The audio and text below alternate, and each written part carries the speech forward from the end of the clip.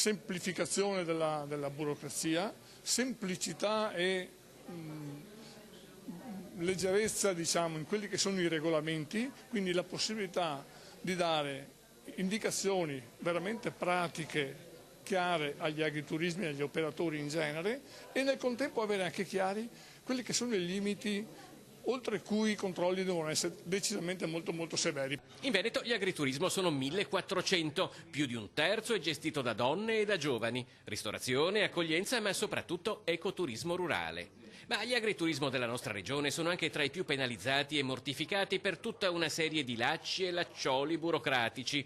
E dalla CEA di Venezia arriva una presa di posizione per una revisione della normativa sull'esempio di esperienze di altre regioni. In quest'ottica a Zelarino si è tenuto un confronto tra gli assessori di varie regioni. Siamo partiti con questa alleanza che ha visto la luce a Trento, che si chiama Alleanza delle Alpi, con l'idea di andare ad affrontare tematiche identiche con analoghe modalità.